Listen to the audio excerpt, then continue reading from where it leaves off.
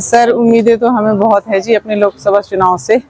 हम तो यही चाहते हैं, जो नारियों को आपने घोषित किया है कि 1500 पर महीना जो कुछ भी देंगे, उसमें कोई भी ये ना आप लागू करें कि भाई हाँ जी इस वर्ग की होनी चाहिए या उस वर्ग की होनी है। जब आपने वादा किया है सबके लिए तो वो सबको ही मिलना चाहिए।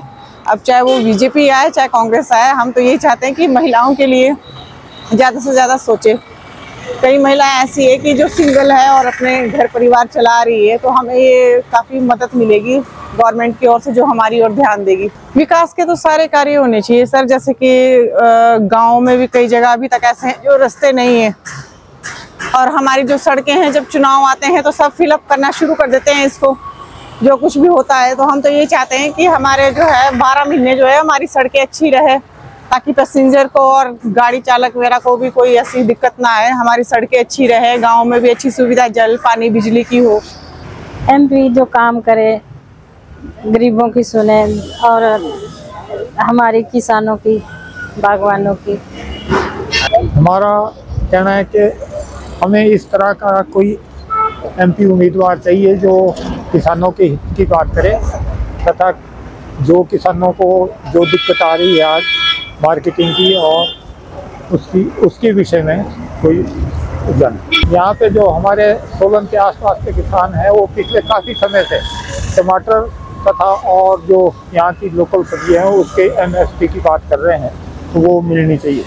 हमारे एमपी बड़ा साफ छवि के होने चाहिए, जिस तरह की हमारे शांडिल जी है इस तरह से, और ईमानदार हो और जिम्मेदार को जिम्मेदारों की मदद करे, इस तरह से हमारे एमपी होने चाहिए। एमपी के लिए बहुत उम्मीदें हैं। जो पिछले हमारे एमपी थे वो इलेक्शन टाइम में दिखे, उससे पहले कहीं नहीं दिखे। और हमारे एमपी ऐसे होने चाहिए जिस तरह की एमएलए अपनी कॉन्स्टिट्यूंसी में काम करता है, उस तरह से हमारे एमपी का अपनी कॉन्स्टिट्यूंसी में वर्क होना चाहिए। ऐसा ना हो कि इलेक्शन आए तब दिख गए या कहीं उद्घाटन हो फिर दिख गए। हमारा एमपी इस तरह का होना चाहिए कि जैसे हमारे हिमाचल के लिए जिस तरह काम हो रहे हैं कि सेंट्रल गवर्नमेंट के, उनके लेवल पे हमारा एमपी होना चाहिए और अच्छा ताकि जो पैसा ला सके सेंट्रल गवर्नमेंट से और विकास करा सके। सरकार से हमारी उम्मीद ये है कि जनता की भलाई करे, काम करे, राजनीति ना करे। देखिए, इसमें सबसे बड़ी बात तो ये है कि जो सबसे छोटा इलेक्शन होता है वो होता है वार्ड का। वार्ड में तो पार्षद का अपना काम कर देते हैं। उसके बाद विधानसभा के इलेक्शन होते हैं, उसमें हमारे एमएलए जो अपना काम करते हैं।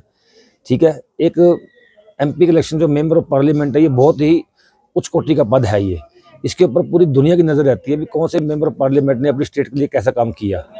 अब देखें, पहले यहाँ पर पंडित सुखराम जी मेंबर ऑफ पार्लियामेंट रहे, उन्होंने हिमाचल प्रदेश के बीच में दूरसंचार मंत्री रहे, वो उन्होंने काफ़ी काम किया, उसमें काफ़ी गतिशील रहा और हिमाचल प्रदेश को काफ़ी आगे तक लेके गए। उसके बाद कई बार राजा वीरभद्र सिंह जी भी इस्पात मंत्री रहे, उन्होंने भी हिमाचल प्रदेश के लिए काफ़ी कुछ किया।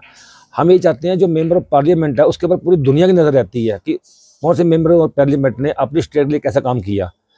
अब जो इसको भी टिकट मिले, जो भी एमपी यहाँ से हिमाचल प्रदेश से बन के आते हैं, हमारी तो यही रहेगी अपने प्रदेश के लिए, अपनी स्टेट के लिए, हिमाचल प्रदेश के लिए एक ऐसा काम करके जाएँ जो सदियों तक याद रहे।